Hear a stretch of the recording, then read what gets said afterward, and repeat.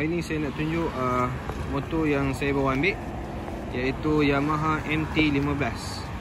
Okay, Yamaha MT-15 model color yang baru untuk tahun 2021. Tapi motor ni saya ambil pada awal Februari tahun 2022. Okay, untuk Yamaha MT-15 ni saya rasa banyak dah review, banyak dah contoh untuk YouTuber lain dah buat. So untuk saya saya nak tunjuk je lah. Inilah motor MT-15 yang saya pilih. Dan kenapa saya pilih MT-15?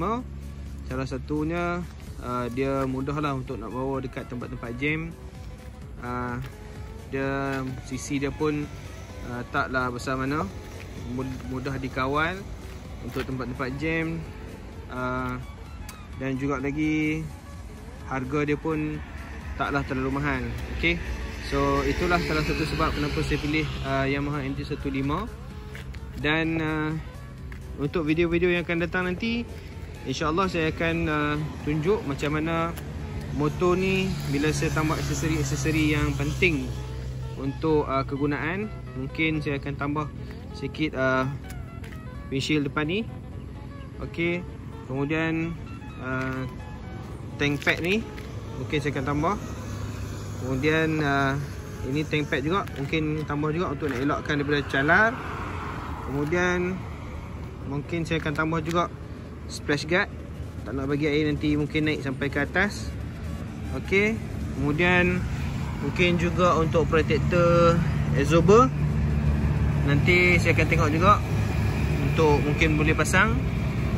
Kemudian untuk meter ini pun tak buka lagi stiker dia, nanti mungkin saya akan buka dan pasang protector supaya tahan lah sikit. Ini sebab kosong, tak ada lagi. InsyaAllah nanti saya akan pasang itu. Kemudian apa lagi yang mungkin saya akan pasang, saya rasa itu je kot yang basic saya pasang. Tak ada lah terlampau heavy sangat, just aksesori asas saja. Kemudian saya juga order untuk letakkan tongkat FZ di bawah ni. Okay, ada banyak YouTuber letak macam mana nak letak tongkat FZ di bawah ni. Dan mungkin nanti juga saya boleh kongsikan dengan anda semua macam mana nak letak pasang tongkat ni, supaya mudah lah kita nak bersihkan tayar ataupun kita nak cuci rantai nanti, tak perlulah nak pasang bobin.